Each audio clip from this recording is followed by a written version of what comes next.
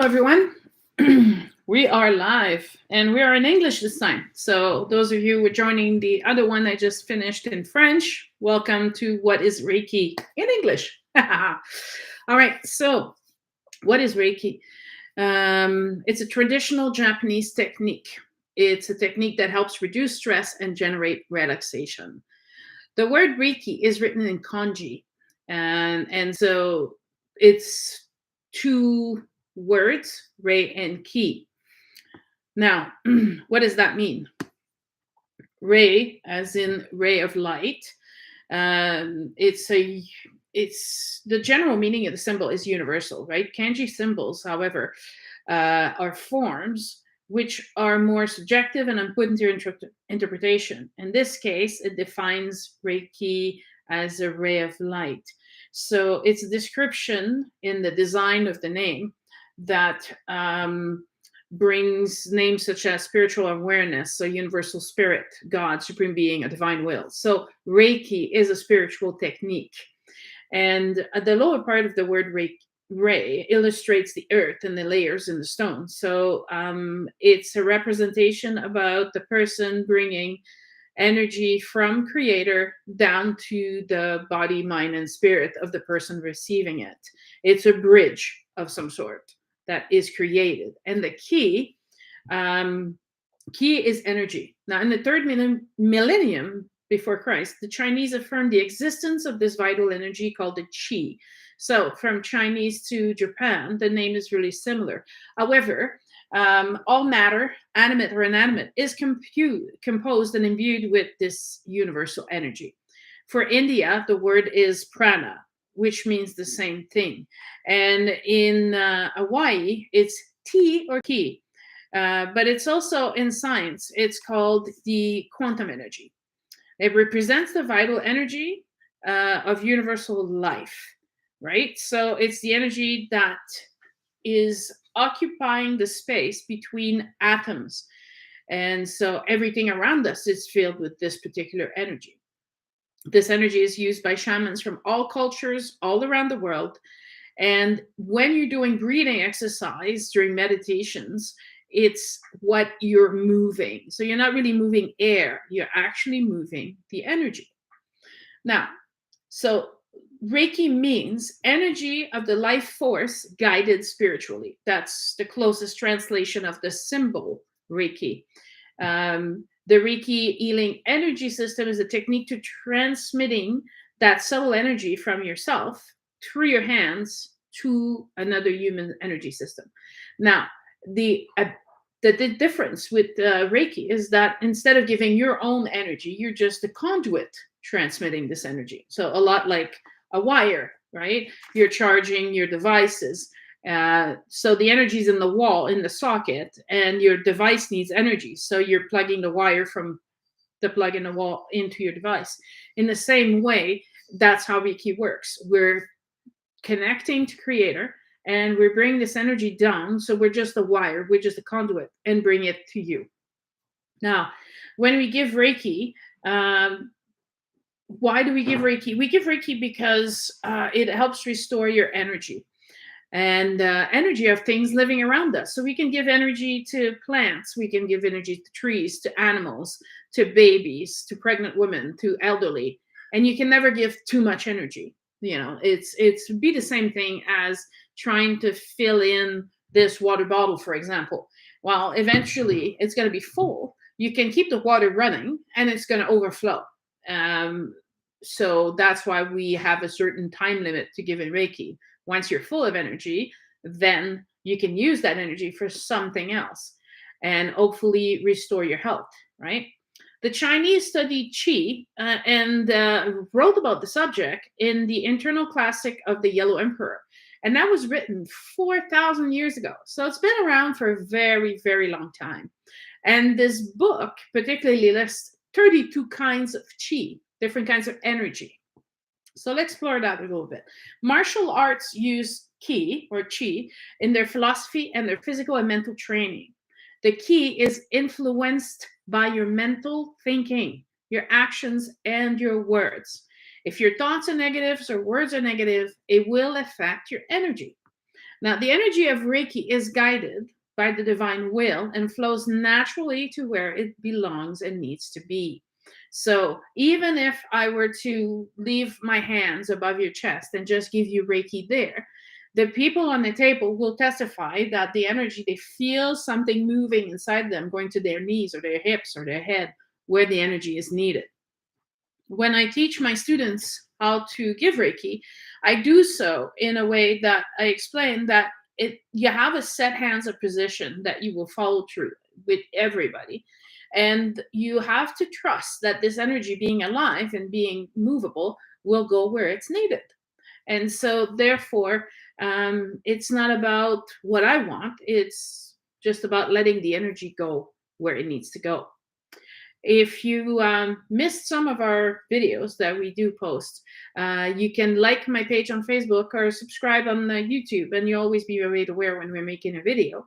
And you can send us stars on Facebook and on YouTube by subscribing. Eventually, when we reach 1,000, we will be able to do videos live from on location, which will be nice. As we're going to Peru next year, it would be really cool to be able to do YouTube videos on location. Right now, we're desk bound for the for the moment. Now, the energy of Reiki is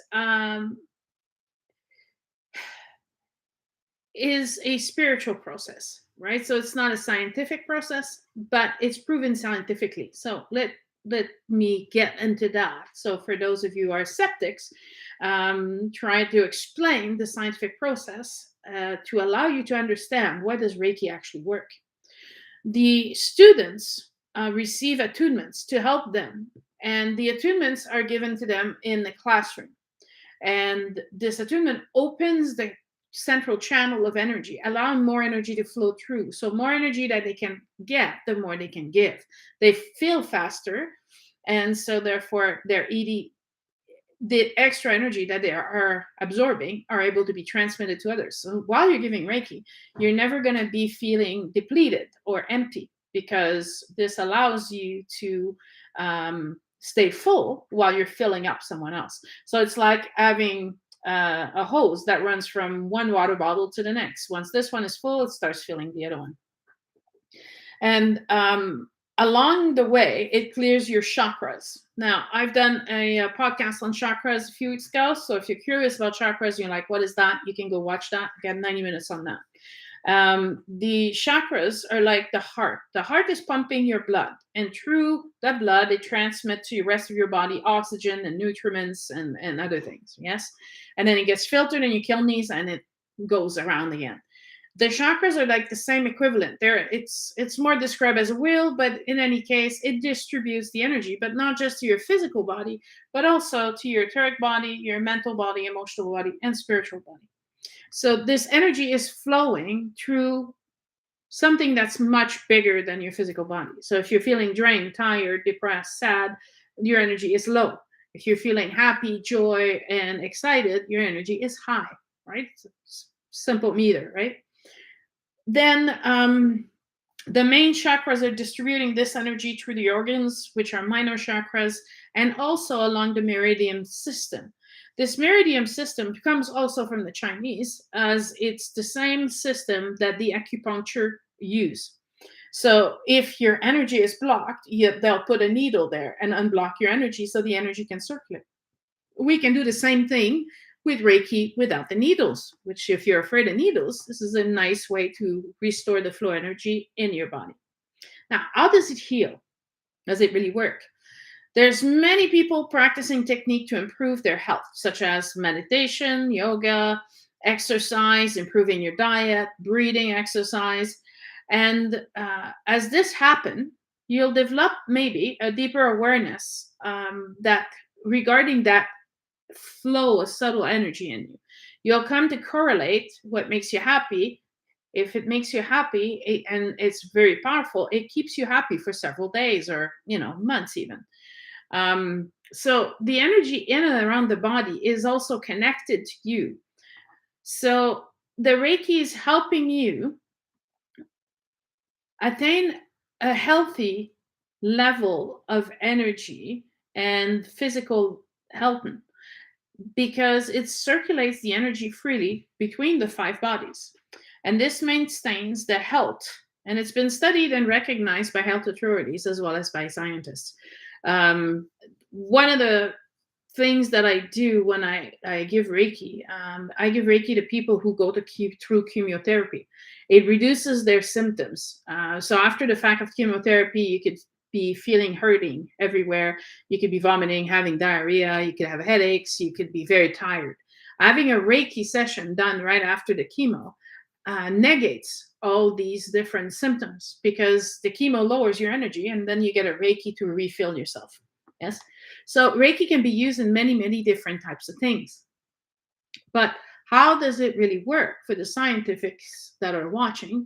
Don't forget to say hi and write your comments. This is live. I'll answer your questions as we go along. Or if you're watching this after the fact, I will answer your questions in the comments.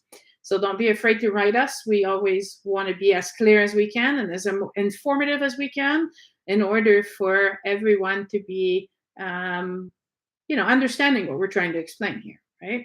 So scientifically, we know that our body is made between 50 to 80% of water, depending if you're a child, an adult, or an elderly person.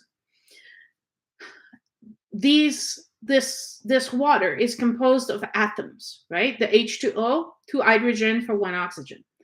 And what's happening between these atoms is there's a nucleus, and then around it is an electron. And the electron is being shared with these different atoms, creating the molecule of water. The quantum energy is the space that is unoccupied by the nucleus and the electron. So there's a lot of more space occupied by quantum energy than anything else. Scientific has calculated that 99.9% of that space is occupied by quantum energy. Relating that to our body, our bodies are made of water, and this water is made of quantum energy. So that water part of your body is definitely 99.9% quantum energy. But not only that, the rest of the molecule formed in your body are also made of atoms, and which collide together and form molecules. And so that space is also 99.9% of quantum energy. So therefore, you as a human are made of energy. Although we may feel that we're occupying a lot of space with our bodies and that our bodies are solid, it's only because we're condensing a lot of these atoms together, these molecules together, to form a solid form. However, that form is still created by energy.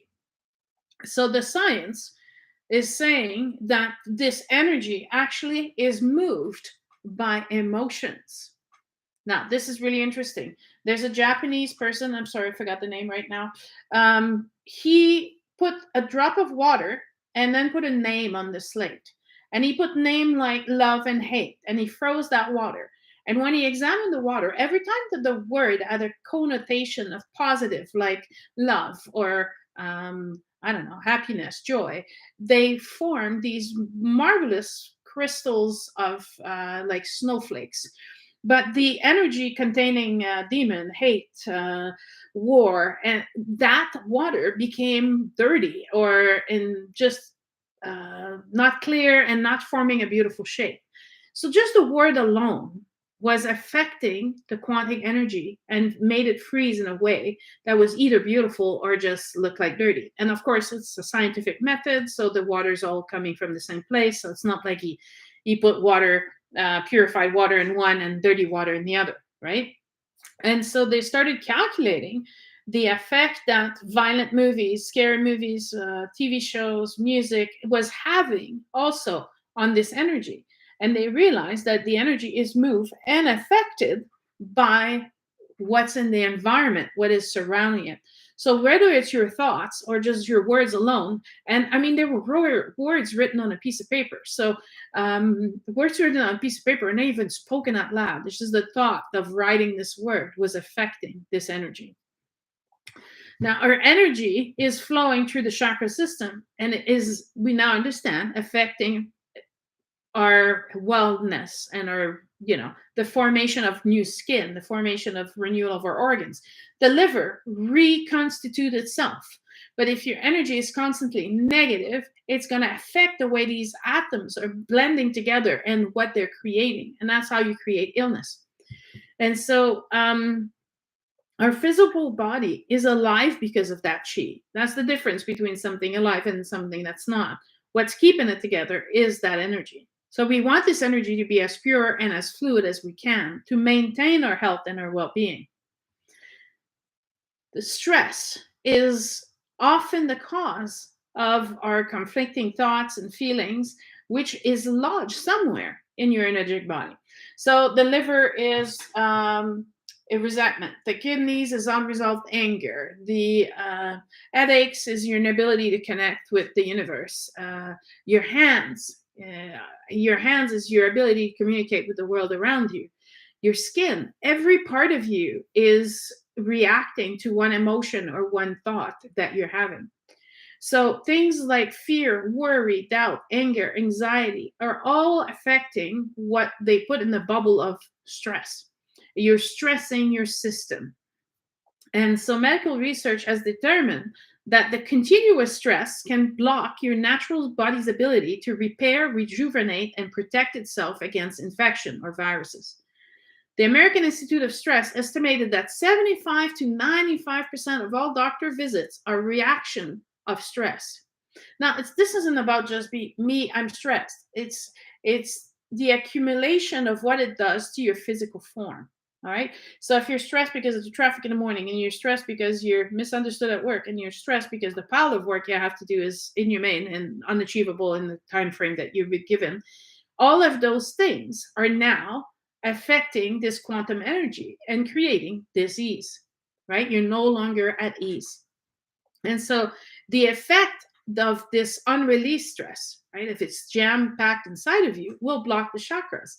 And it will range from minor pain to major health problems such as heart disease, digestive disorders, respiratory problems, or skin problems, or even cancer. During a Reiki session, the technique helps your body release stress and tension.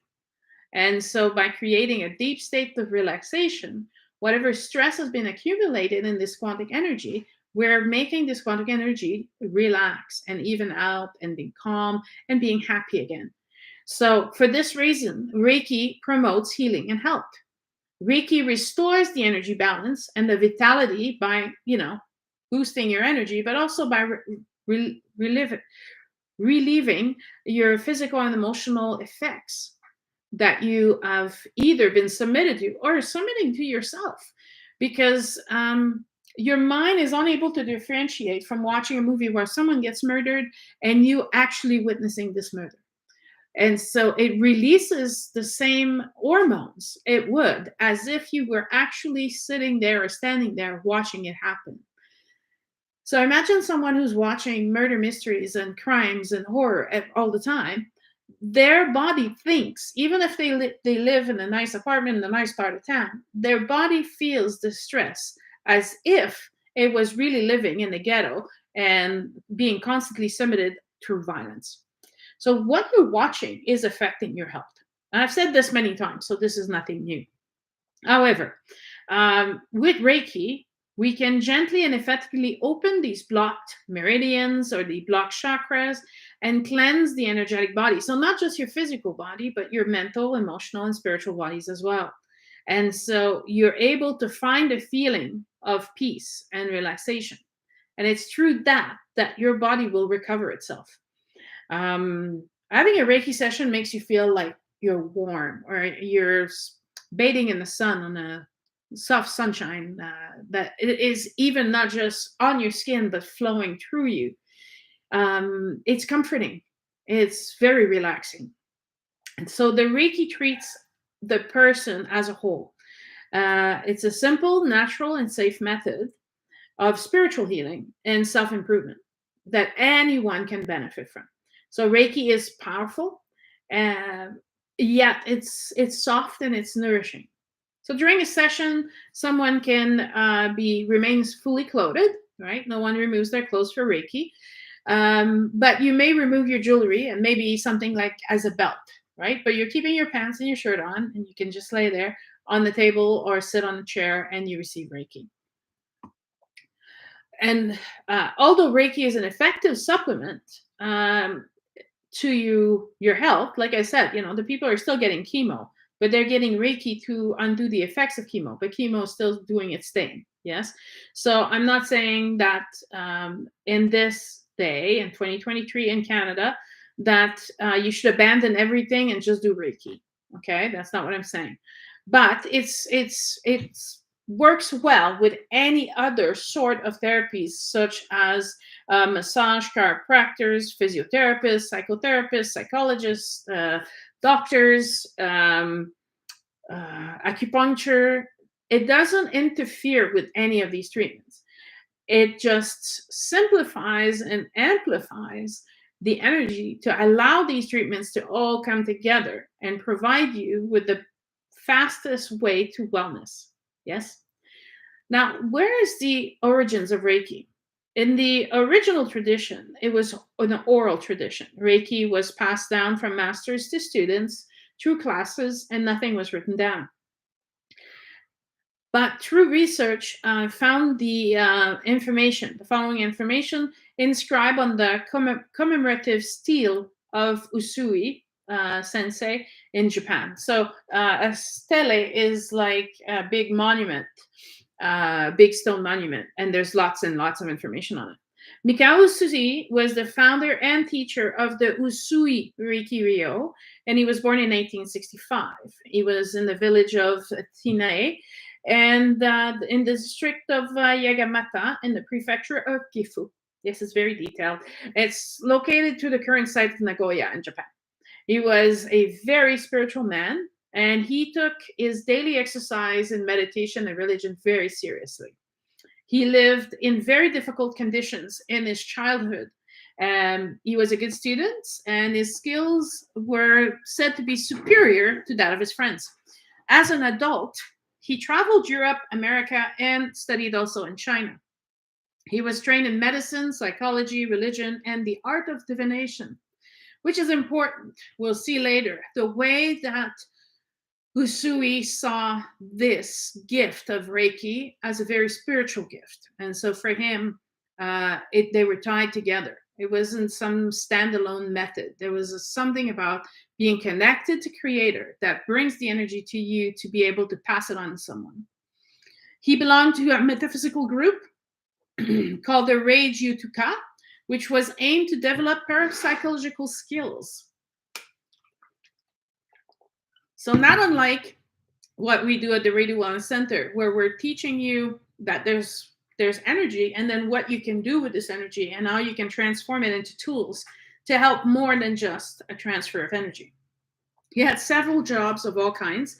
He was a civil servant, he was a company employee, he was a journalist, and he also helped the reintegration of detainees, which is very interesting. So he was a secretary for the Minister of Health and Welfare. Pardon me. And he was a very positive man, and he didn't judge anyone by their exterior.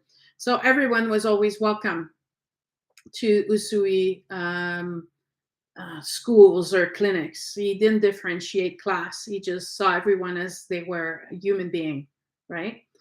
So he directed his time and effort to reach a special state of consciousness called the Anshin Ritusme, which translates to something close to finding inner peace. The phenomenon that can also be named by witnessing it or being in a neutral positive. So that's something that I do teach at the center here. So for that information, please see the previous podcast we've done on those. In a state of consciousness, a person can accomplish the purpose for his soul. So again, you're more than just a human with Mikao Usui. He knew that he had an important role, that his unique presence on earth was to bring something unique to the community so the community could grow from there. And that's what he did achieve. But first, he had to reach this state of consciousness. So he managed to find a teacher who could help him enter and stay in the state of that he was trying to achieve through Zazen meditation. but his efforts were unsuccessful for like 3 years. So his teacher suggested that maybe he needed a more rigorous approach to his state of meditation, which required him to be, completely devoted and dedicated, which means he could die from it, right? So in March 1922, Usui Sensei climbed Mount Kurama near a small waterfall, and he meditated while fasting. It says that he may have sat under the waterfall to let the water hit the top of his crown. Crown is the top chakra on the top of your head. And after 21 days of fasting and meditation, he felt tired, weak, and close to death, which is not very surprising, yes? But thanks to his deep devotion, his vast personal research and life experience, he was awakened in that moment. He had something he described like a lightning hit him, struck him, and this ball of white light, pure energy, entered his body, and he lost consciousness. This is the energy that he later refers to as Reiki. When he awoke at sunrise, he felt that he was filled with vitality and peace and energy, which was contrary to the day before, where he felt he was close to death. He didn't eat. He slept on a mountain to the open elements, but he woke up completely refreshed and filled with energy and had this peace inside of him. So he had successfully raised his level of consciousness. Now, I just did a podcast on consciousness. If you want to know more about consciousness, go see that podcast, yes. So he was very excited by this event, so he decided to run down the mountain, but he hurt his toe on the way down. And what do we do when we hurt our toe or we hurt anything? We usually put our hands on it. My head hurts, my shoulder. And what do? We rub. There's an instinct, right? There's instinctual reaction that our hand could bring something of comfort and of healing by touching the part that hurts. That's if you have Reiki and your Reiki is being transmitted to the part that's injured. Usui Sensei experienced that miracle when he put his hand on his toe and his foot and stopped the bleeding and made it all better.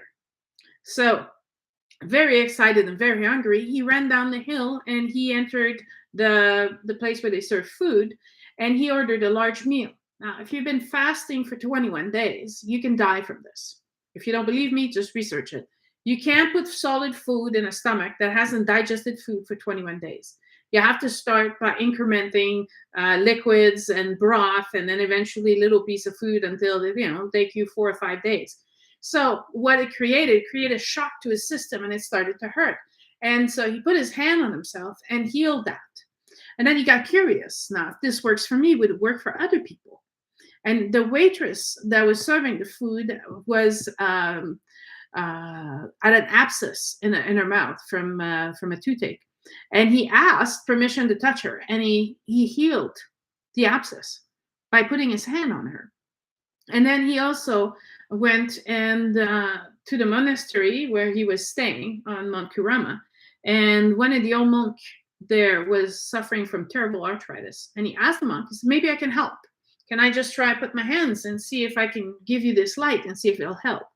And the monk was relieved from pain and was able to sleep for the first time in several weeks.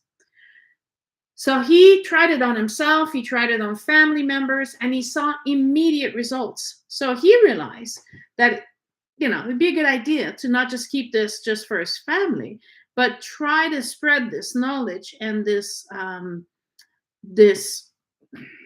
ability to heal with others.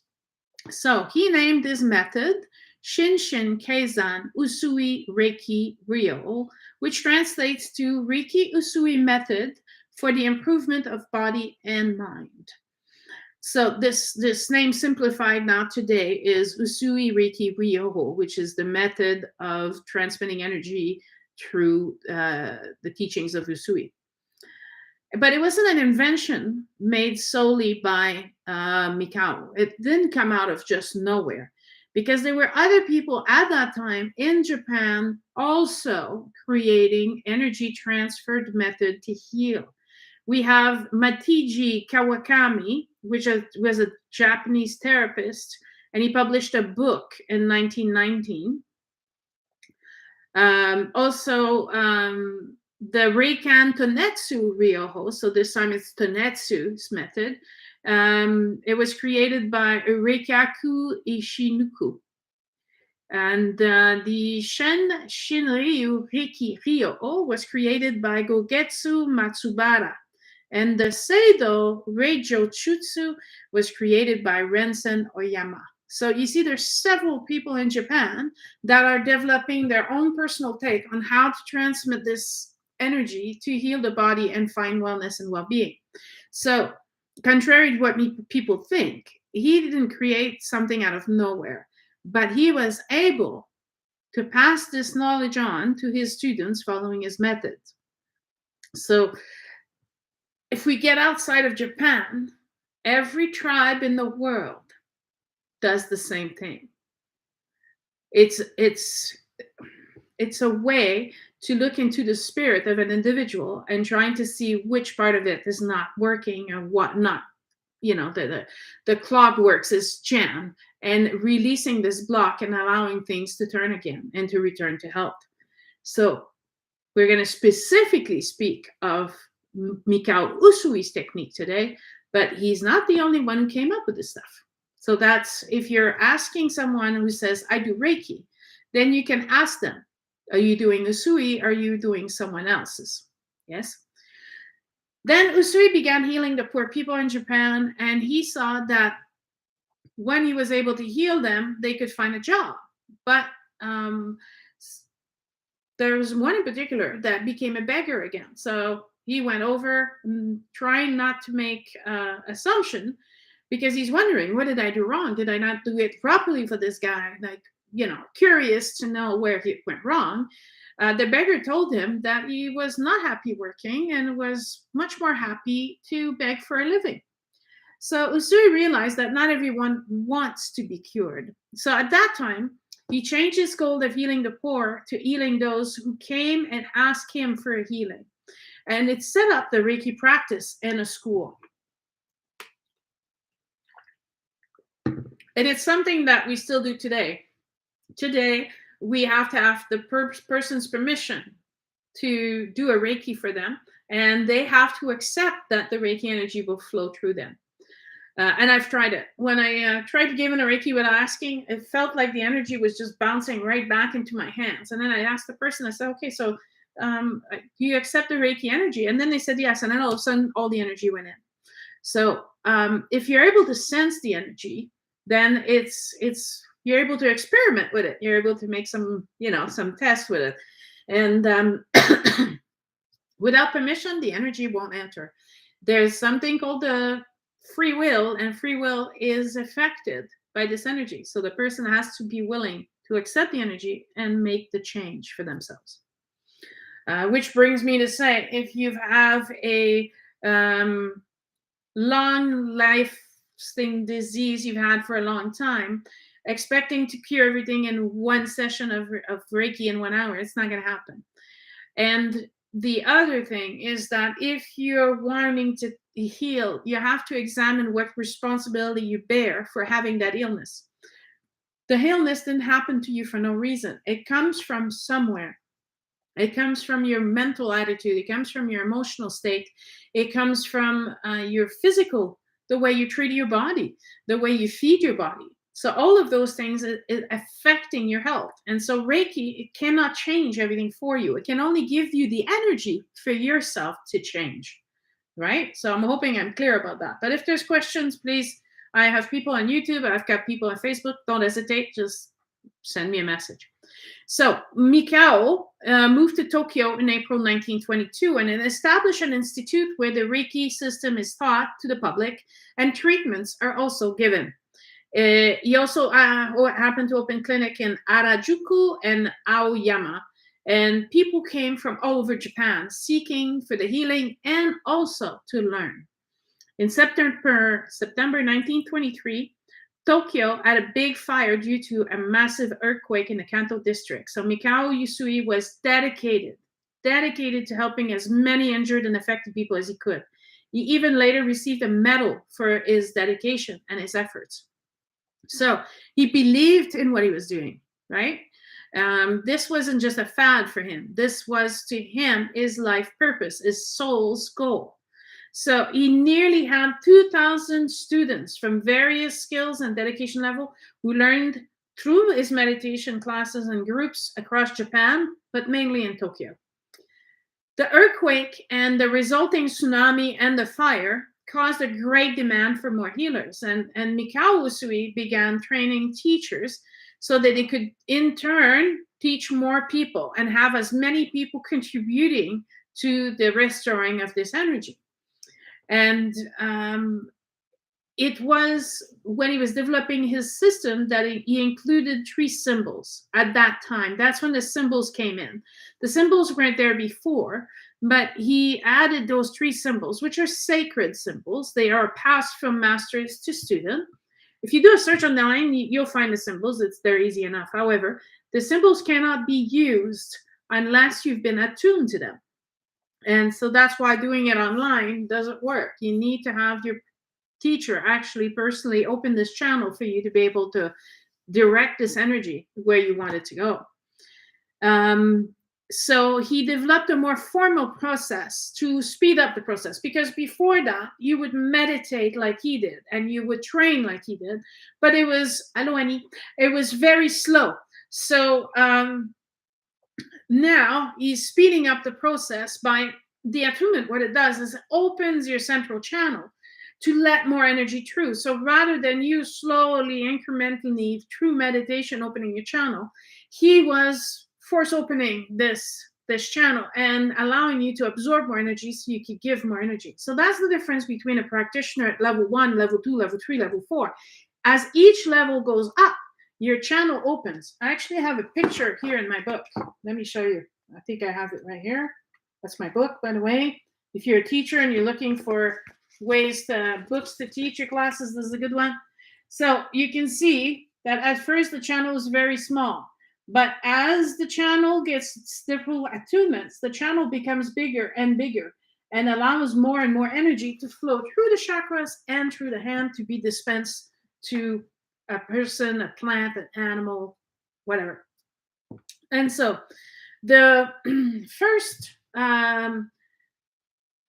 as he's fine-tuning his teachings and he's trying to develop a method, he added 3-pillar method. The first pillar is gasho. So joining your hands in prayer and repeating the 5 principles of Reiki. I got a video on the 5 principles of Reiki. You can go watch that if you like. You don't need to be a student of Reiki to practice the 5 principles, which is the beauty of it. So anyone coming to his clinic would do this morning and night, right? And then my books, yes, are available in French and English. So if you go to Amazon, you can find them there, or you can find a link through my website to go and get the books. So since someone's asking about them, level 1 and 2, level 3, or level 4. So all levels of Reiki are in the books. Having the books does not make you a Reiki practitioner, but if you need more information, then that's the best way to find it.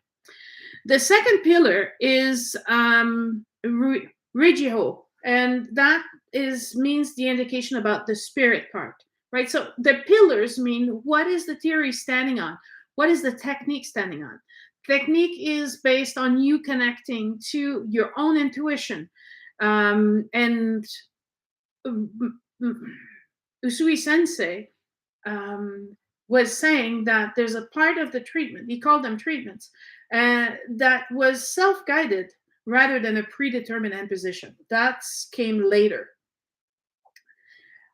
He managed to train 20 teachers, 20 master teachers, so they could continue on, if they wanted, teaching to other students. He used the one type of attunement, repeated it several times. So when he taught his students, this was a regular thing for him. So when we host teacher practice night, we can do an attunement on the students to help them crack open that central channel to have more and more energy go through. He said that you should receive as many attunements as you can, because it increases and refines the quality of the energy of the Reiki you're receiving. His training center became too small, and so he built a new house in Nakano in February 1925. So this is progressing quite quickly. And his reputation growing, he was invited to travel across the country. So he went to different places around Japan. And on one of those trips, he fell ill and unfortunately died on March 9th, 1926, at the age of 62.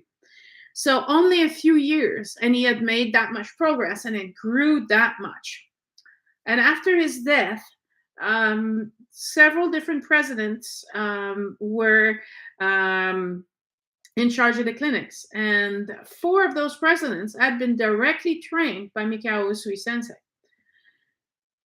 Now, this grave marker is in Sugunami in Tokyo, and it indicates also that Mikao was a gentle and reasoned temperament, and he didn't care about appearances. He was in good physical shape, robust, and always smiling. It would have been nice to meet him in person. I've been able to meet him through my attunement at level 2, and later on, before I started writing the books. He's the one who said, I need you to write the books for me. Please get on that. And I'm like, oh, sure. Get it done on the weekend. Not. But they became a reality, and there they are now. But it was through his ability to communicate with me that this happened. So we can take him for that. He loved to read, and his knowledge was very broad as a history, Buddhist theology, medical sciences, psychology, and even divinatory art and physiognomy. So that's when you look at someone and you can tell by their body what kind of person they are and stuff. And so we owe this information to the stele that was created by Juzaburo Ushuida. And I'm sorry, I'm not a Japanese person, as it's obvious. If I'm destroying the names, I apologize. I'm trying my best to give you what is due to you. So it's nice to have this information that was created to know the truth about who he was as a man and what he's done. Mikao Usui called for 3 levels of teaching and not 4. And we'll see how it became from 3 to 4 and why I now join 3 and 4 together as one. I am trying to emulate Mikao Usui to the closest to that I possibly can. And so the first degree or level, the first Shodan, was where he originally gave 4 initiation and taught the basic principle of initiating someone to giving Reiki. The second degree was called Okudon, and it means the interior teaching, which contains 2 levels. Mikao Usui only used 3 symbols, and he taught them at level 2. And this was confirmed by several other masters like Hiroshi Dao and Yakuten Inamoto and Tadao Yugamushi. And the third class was called Shibuden, and it means mystery teaching. And that's why it gets really interesting. The mystery teaching was separated into 2 levels, including the assistant teacher and the venerable teacher. And this ties us back to mystery schools. Yes, my friends, I'm back to mystery schools. They were 2 levels. Yes, the adept who was learning, and then the master who could start teaching but continue developing his ability.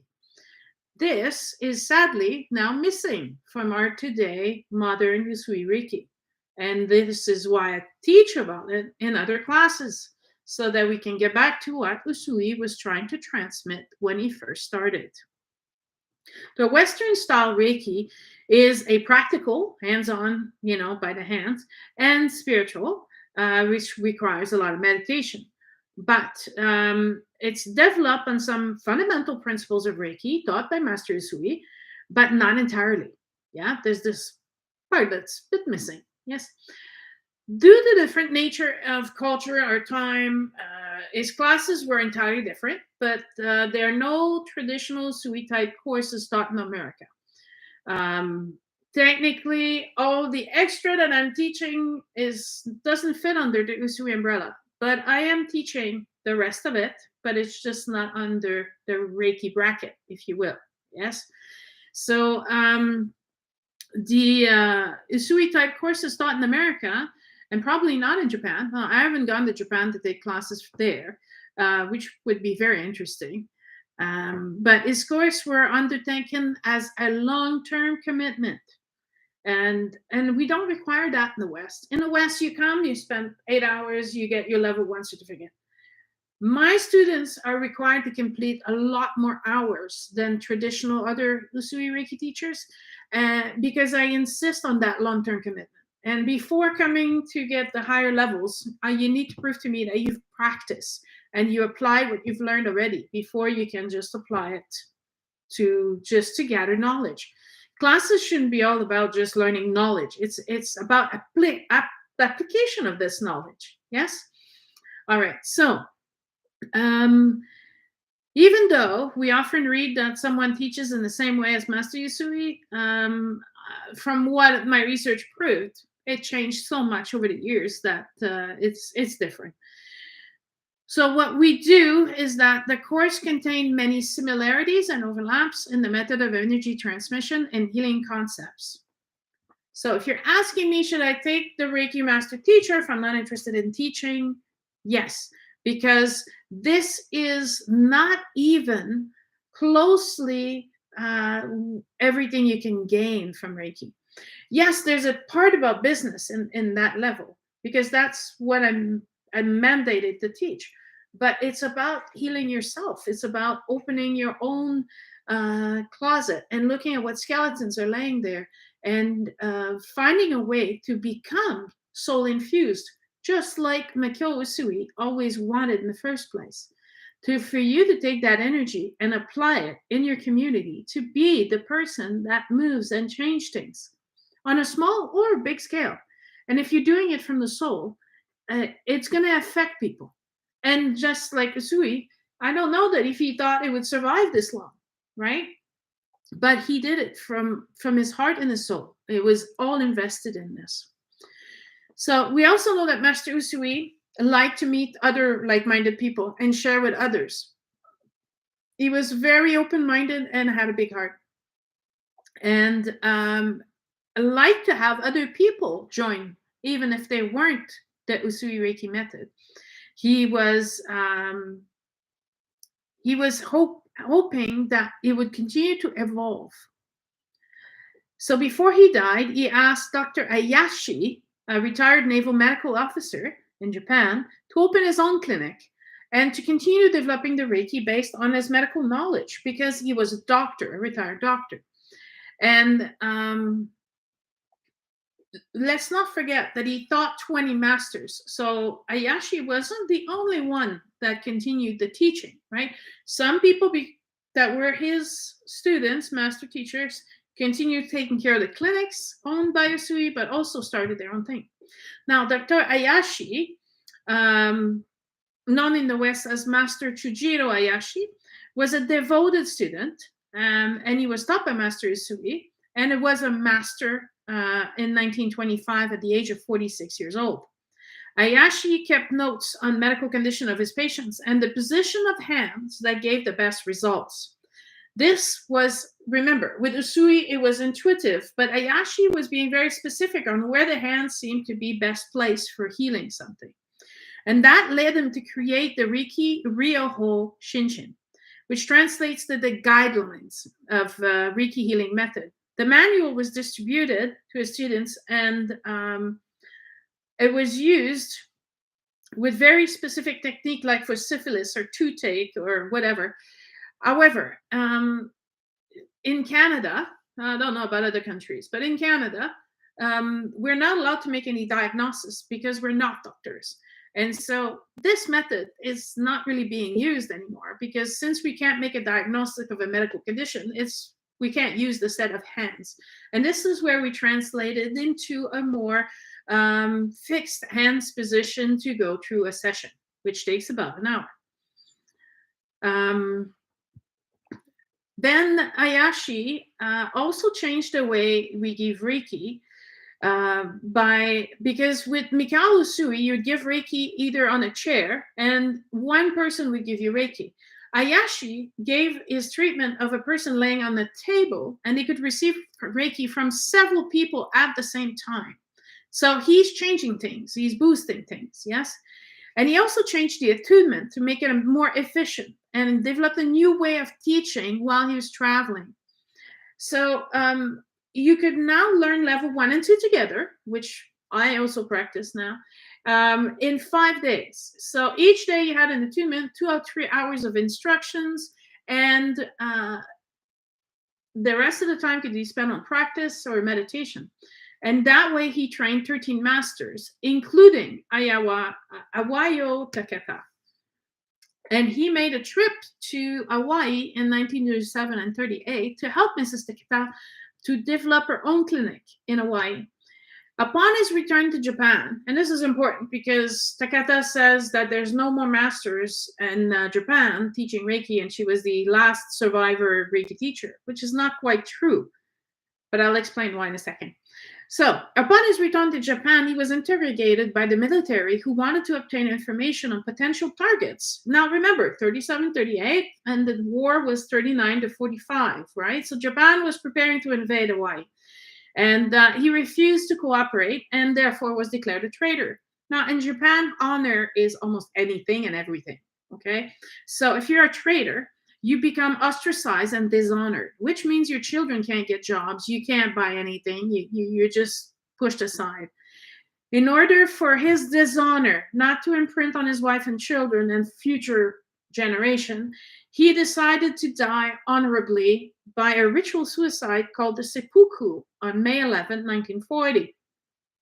By doing that, he restored the honor to his family, although he died from it, yes, but he restored his honor. And so Mrs.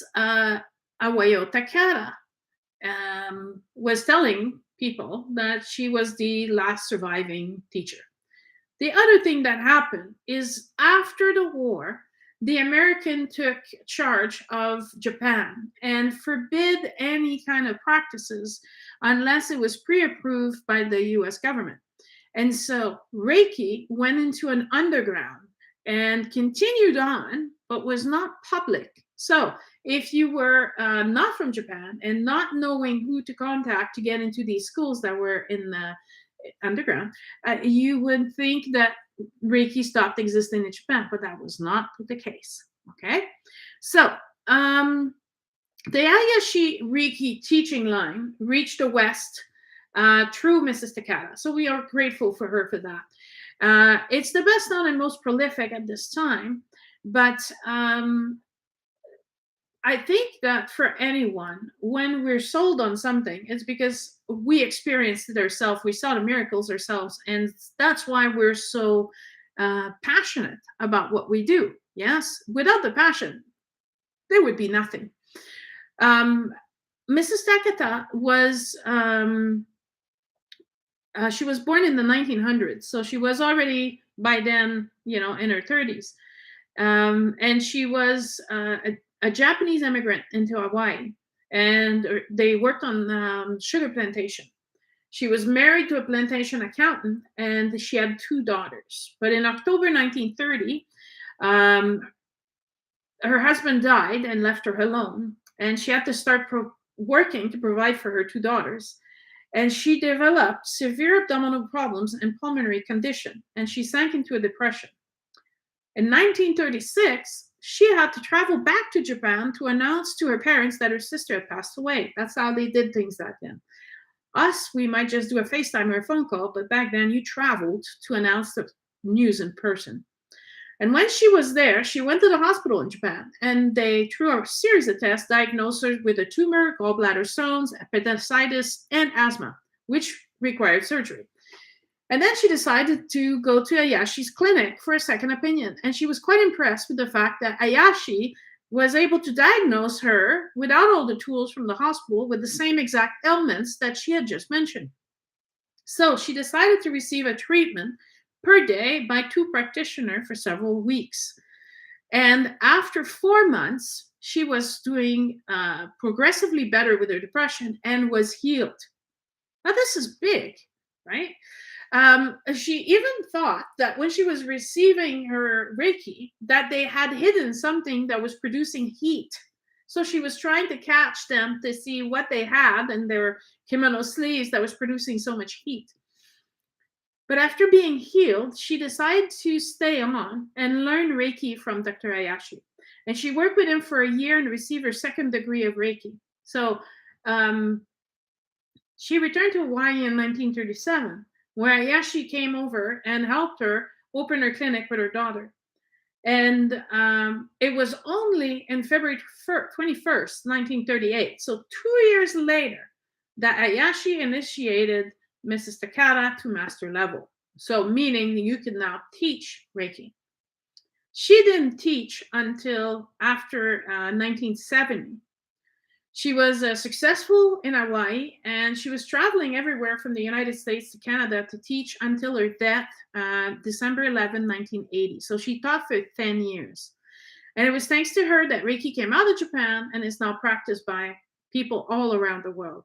So she also often taught Reiki to the family members of the person that was sick so that they could continue giving Reiki to this person while they were home. The only thing is that she charged $10,000 for the Reiki masters, what she called a degree, just like a university training. And it would only last one weekend, but she wanted people to honor and respect Reiki. And she figured if you pay a lot of money for it, you're going to throw some respect at it. She insisted that they would only be oral tradition, and that you had to learn everything by heart. And that and she said that was always the way it was. However, Ayashi was giving books to his students, so that was interesting that things were not quite the same. Things were being transformed and things were being shifted. Comparing notes several years after, Mrs. Takada's students found that there were variation between students, and however, they were still able to practice Reiki and exchange Reiki. Now, I can't say that every time I'm teaching a class, I teach the class the same way. I'm not a robot. There has to be some leeway here, but the basics are always covered. But in some classes, like in my first class, I'll talk about pendulum. And in another class, I'll talk about more about the intuition and about other things, right? So as long as your basics are covered, all the extra is fluff, but the fluff can change from one class to another. Now, the emphasis with Takada was not on developing your intuition, like Mikao Usui at first thought. She had created a 8 separate hand position that anyone could practice, and she called that the basic treatments. Now, honestly, I never counted how many hand positions we have. We have 1, 2, 3, 4, 5, 6, 7, 8, 9, 10, 11, 12, 13, 14, 15. So we have 15. So we evolved a little bit from them. She's credited for the different attunements at each level, because before, Dr. Mikao Usui was doing the same one over and over and over. But with Takada, they shifted a little bit. They became a little bit different. She initiated, in the end, 22 masters. And out of those, very few went on to teaching. And this is where the split between Mikao's teaching of the 3rd level split into 2 levels. Because a lot of the students wanted to have the master symbol to use to enhance their healing, but they couldn't afford the fee to become teachers. And so you can learn the master symbol and become a master practitioner in level 3, but you only earn the right to teach in level 4. There are still some teachers that are teaching it as a 3 level, but the only way that happened is because they do like me. I just joined those 2 levels together now because I think they're one. But that's up to people how they teach, I guess, right? Now, Iris Ishikura was trained, and she was already promoting healing by projecting energy from the hands from a different method. Now, remember, right? I said in Japan alone, there were 4 or 5 people that were creating their own methods. So this is not a surprise. And she also went through energy healing training from a Tibetan temple in Hawaii. And so following the death of Takada Sensei, She's trained 2 Reiki masters, this lady. Out of respect, she waited until Takata died, but then she lowered the cost. And we got to take arrows for that, for the much lower cost of the ability to train. And now you can get this for $1,000 or less, right? So big difference. One of those masters that Iris formed was her daughter Ruby, and she didn't teach Reiki, or it says that she didn't teach Reiki. And the other person was Arthur Robertson. So Iris, they when they were trained by the other Takata masters, they were guided by their wisdom and knowledge of practice and teaching Reiki. So it's a time where the attunements were changed as well, and they were influenced by the Tibetan way of attuning students. Arthur Robinson was also a teacher in Tibetan shamanism, and he now included Tibetan symbols as an add-on to what Usui had for symbols. So that's why it's the Usui Reiki Ryo Tibetan, because there's more when you get to that level that had to do than Usui. It has to do with the Tibetan as well. And his method was similar to Usui, but he fused the method of Usui and the Tibetan shamanism for the attunements together. And as you can see, Reiki is evolving, right? It's still Usui, but there's parts missing, but there's parts being added. So the evolution of Reiki, it continues to this present day. And now that Japan is no longer in the control of the US and they were released to their own autonomy, the Reiki finally came out from underground and has made its way. In Vancouver, when I'm there, I saw several Reiki classes, but different methods being taught. It's becoming open again, right? There's in the States also the Sacred Flame Reiki, which has to do with instead of just white light, you're focusing on the flames and the chakras. And there's Holy Fire also that's being taught. And there's a Reiki being taught that was channeled from a Reiki practitioner from 5,000 years ago. And you're going to say, well, hang on. Usui Reiki was like, it's not even 100, it's just about 100 years old now. So what's this 5,000 years ago? Remember I said every tribe around the world who has a First Nation were healing their people based on intuition, tradition, and energy work. So call it Reiki, call it energy healing, call it whatever you want, but they are claiming that their book was channeled for 5,000 years ago and is very, very similar to what Usui Reiki was doing. It's just a little bit different because rather than just sitting on the a chair or laying on the table and silently receiving Reiki, you're communicating and you're exchanging what's going on, and brings awareness to the consciousness of the person receiving the Reiki to what may be causing the blockage that the practitioner is working on. If you're interested in the books are all available on Amazon, and you can find the link through my website, so that'll be easy enough. Now, let's go through the level. Level 1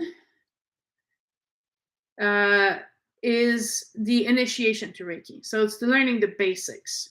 We're learning some Japanese terms, the 5 principles of Reiki. You get your level 1 attunement.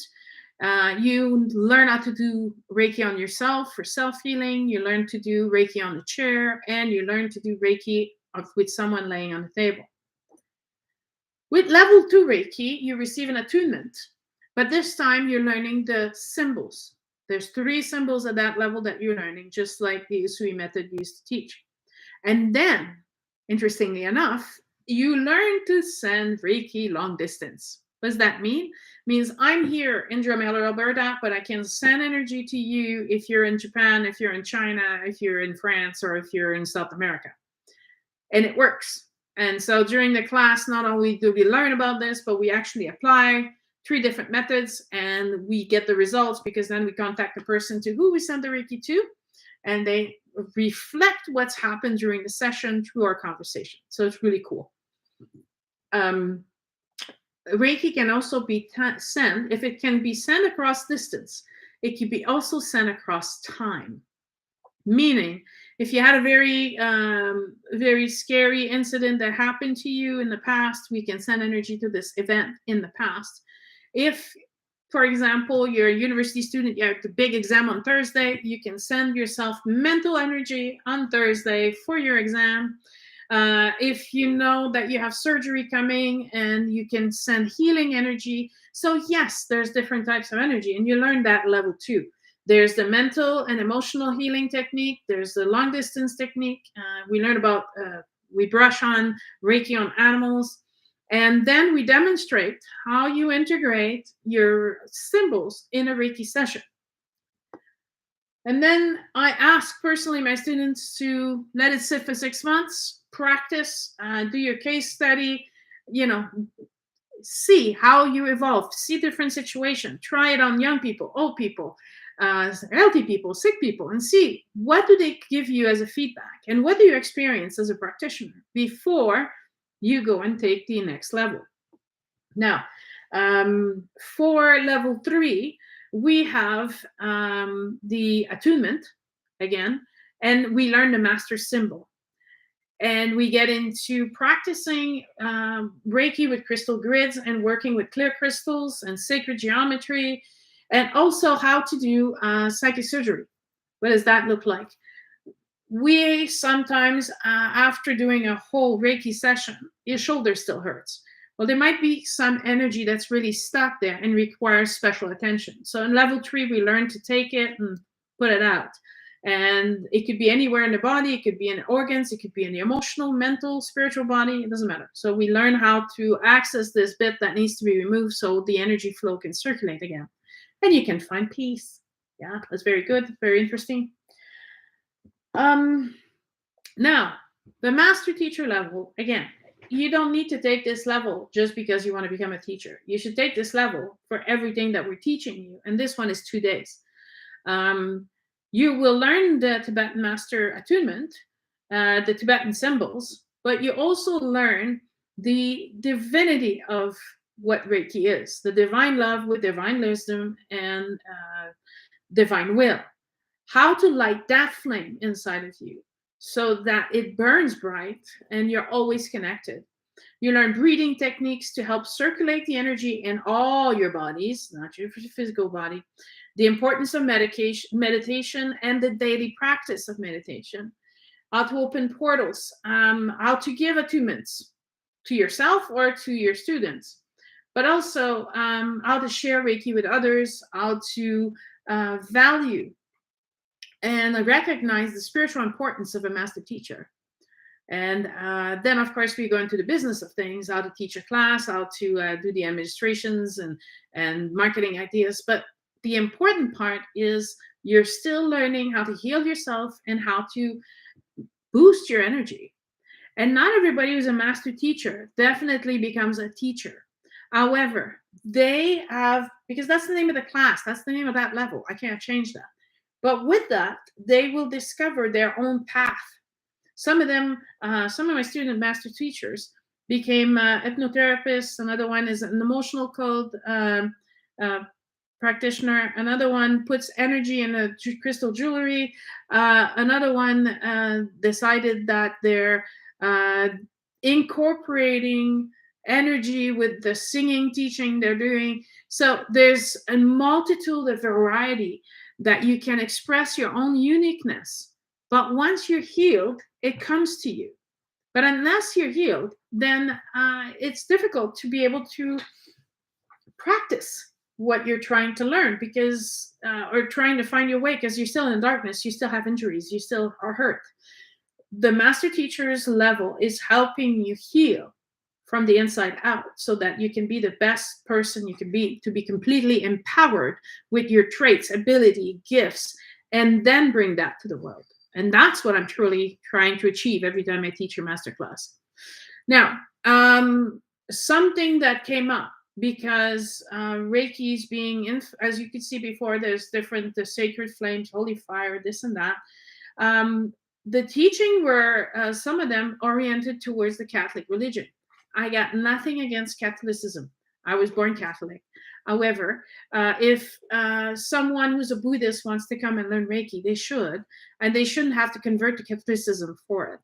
And so, therefore, I'm working with the universal Reiki. It includes the Tibetan symbols, it includes Usui's teaching, but it's a more universal approach, a more open way to look at creator. If it's your higher self, that's fine. If it's you're calling it Gaia, you call it universe, you call it, I don't care. As long as you recognize that something bigger, higher, more powerful than you is transmitting this energy to you to give to plants, animal, food, people, then I'm fine with it. Let's start from there, and then let's grow together. Yes. So we're strictly connected to the Trinity. So I did a podcast on the creation myth, and every culture around the world believes in the divine will, divine love, divine wisdom. They give those things different names. Sometimes they give it one name, sometimes they give it 3 names. It doesn't matter. Every culture of the world can, under that umbrella, come and learn Reiki and practice it in their everyday practice. I often say that Reiki should be like first aid. At least one member of the family should know it. And we know that Takata was encouraging all members of the family to learn it so that they could give Reiki to each other. So not just have one person being their go-to, but, support and help each other when whatever the person needed it. Now, beyond that, remember I said that part of the mystery school that is now missing. I added that chapter in creating Shamanism Reiki. So that's outside the Usui system. It has nothing to do with Usui per se. You can learn the Usui and the there. But if you're more into the spiritual part and you want to grow, and not just in the transmission of energy, but to push your limit further, to connect with that is your all-powerful you. That's true Shamanism Reiki. We learn to access past life, heal karma, and restore the soul to its prime state, amongst other things. So we also learn to use crystals, not just clear crystals, but any type of crystals.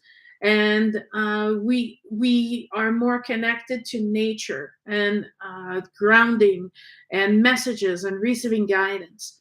So this is by far the favorite class my students like to take. And they have to at least have up to Reiki level 3 to be able to come into Shamanism Reiki, because you need to know the basics before you can walk any further, right? You should learn to walk before you run. That's a bit what this is about. So the Canadian Reiki Association in Canada helps us with a set of rules and regulation and a code of conduct. And I think that if you're interested in learning Reiki or having a Reiki session, that you select someone who's recognized as either a practitioner in order to receive your session, or a teacher that is recognized by the association.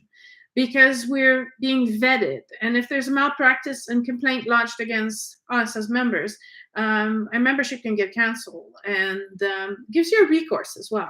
But it uniforms the teaching, the basics that should be taught. The internet is good for many things, but Reiki is not one of them.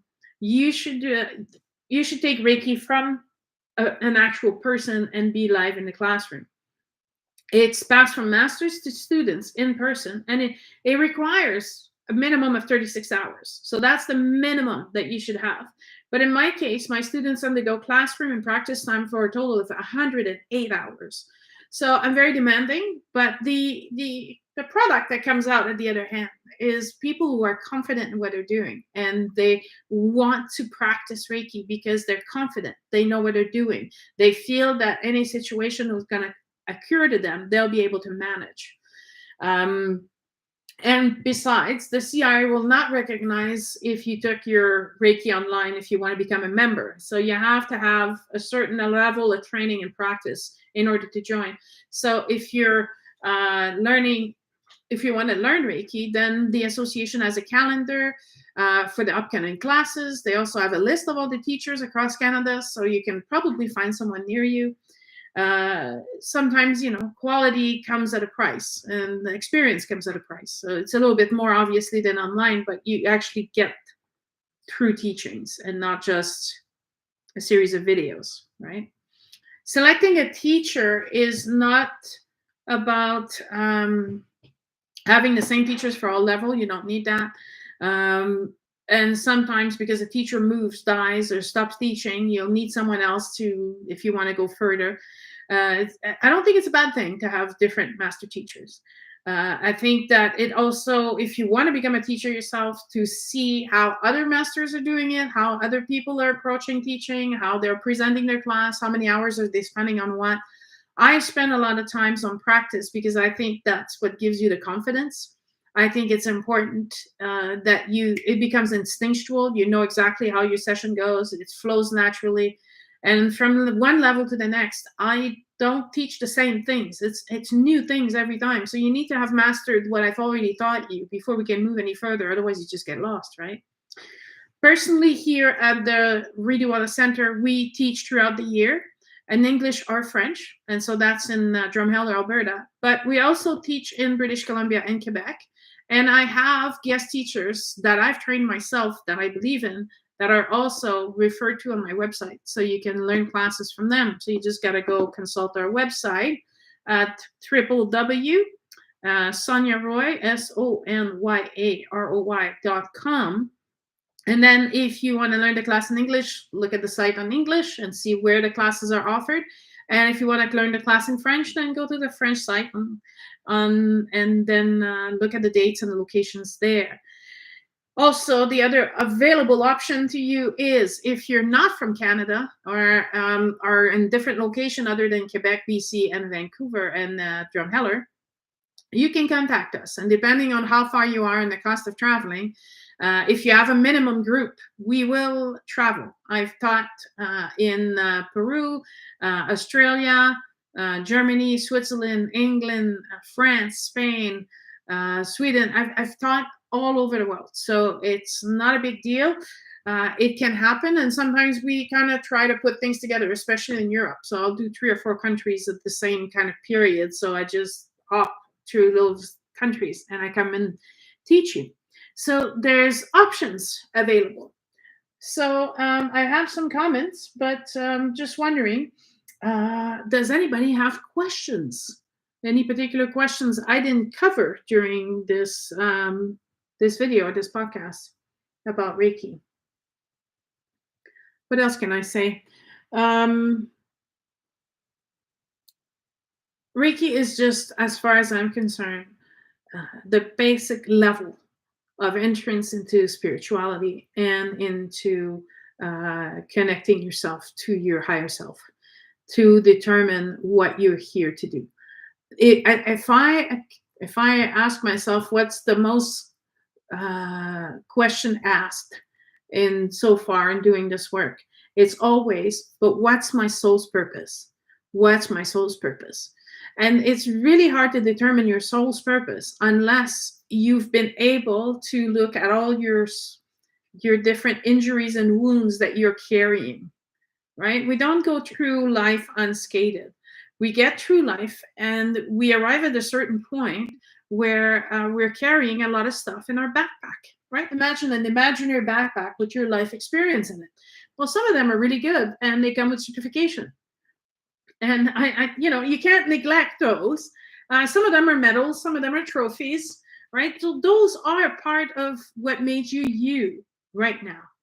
And when you're healing those wounds, we're not saying that you're going to unlearn what you learned. That's not it. You're going to retain what you learned without the pain and the suffering that you keep carrying in your backpack. You're going to transform from being a victim to being a full-fledged individual. And healing is the first step in that. When I did the podcast on spiritual consciousness level last week, I was trying to talk about the fact that we could have the abandonment wound, or you can have the rejection wound. If you've been bullied, don't tell me that it's not affected you. Now you may say, well, I'm not at school anymore, it's not affecting me, but is it really?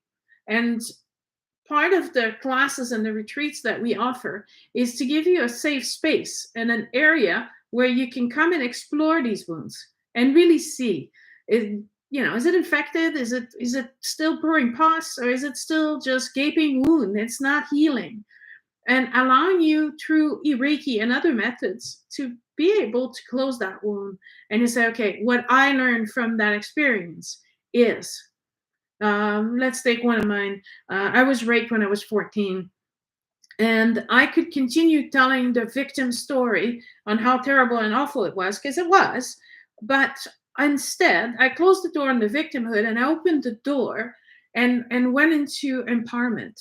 So what did I do with that experience? Well, I was teaching in schools and gathering groups of teenagers and explaining to them, well, sometimes it's yes and it can turn into a no, and you got to respect that. And sometimes if she can't say yes or no, it's definitely a no.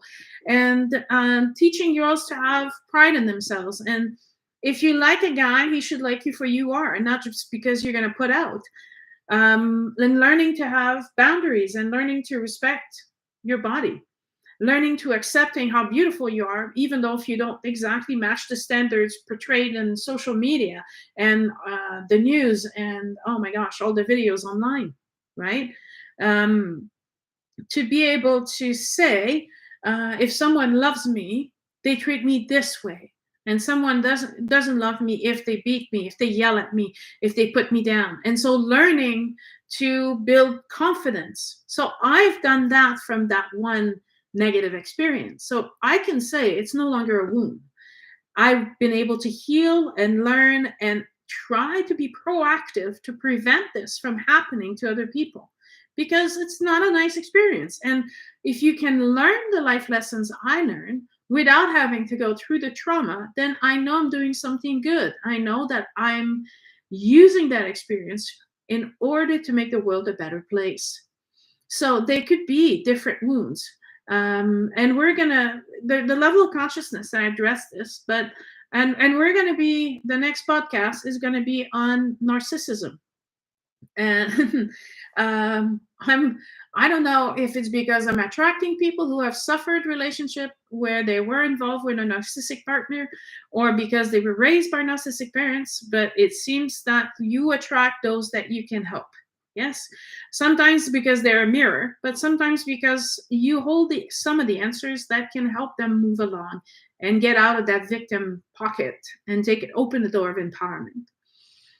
And Reiki is one of the ways that is to provide first aid to the soul, to give the energy to heal these wounds, to finally be in connection with your higher self, and then see everything that's happened to you in your life so far is definitely to help you empower yourself in order to accomplish your soul's purpose on this planet.